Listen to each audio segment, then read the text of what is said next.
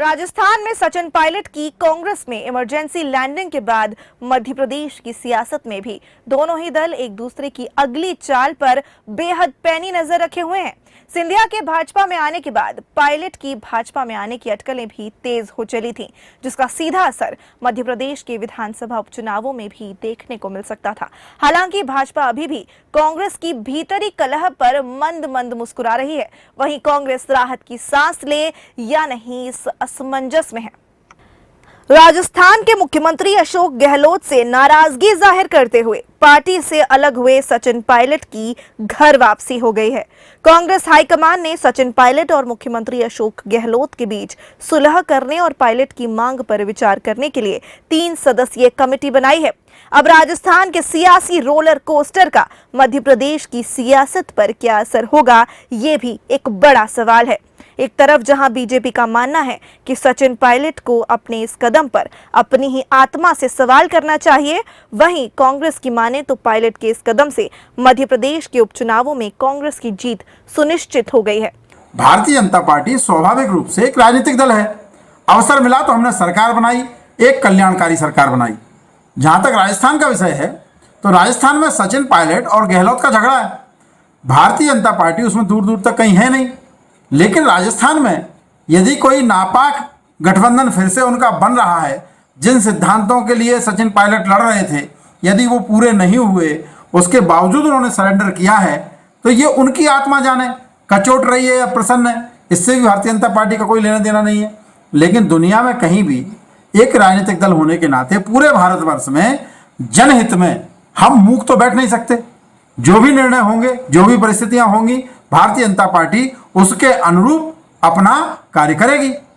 चूंकि पार्टी की गतिविधियों को लेकर तो पार्टी के वर्कर से लेकर परसेप्शन में सब पे असर पड़ता है, पर सचिन जी का जो एपिसोड सुधरा है या पॉजिटिविटी आई है, जो भारतीय जनता पार्टी का कुचक्र षड्यंत्र फेल हुआ है, मैं मानता हूँ कि देश को एक नई दिशा देके गया है। इस नाते प्रदेश को भी दिशा देके गया है। हमें पॉजिटिविटी से देश की जनता और प्रदेश की जनता ने देखा है कि भारतीय जनता पार्टी किस तरीके से पूरे प्रदेशों की सरकारें गिराती है, ये इनका असली चेहरा देश की जनता ने देखा है, मध्य प्रदेश की जनता ने भी देखा है।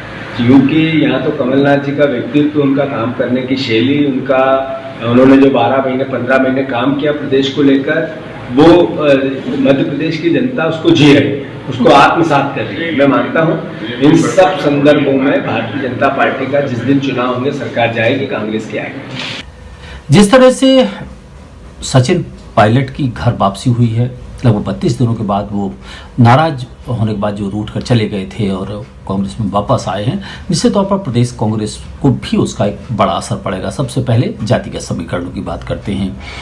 दरअसल गुर्जर और जाट एक जो समुदाय हैं, उन पर सचिन पायलट का एक बड़ा व्यापक असर राजस्थान में है, और वह जो जातियां हैं वो मध्य प्रदेश के चंबल ग्वालियर संभाग में है, जहां पर 16 विधानसभा क्षेत्रों के उपचुनाव होने वाले हैं। तो ऐसे में अगर सचिन रूठ जाते, कांग्रेस से नाता तोड़ लेते, तो निश्चित तौर पर उनका जो जातिगत वोट बैंक है मध्य प्रदेश में वो प्रभावित होता और उपचुनाव में उसका नुकसान कांग्रेस को उठाना पड़ता।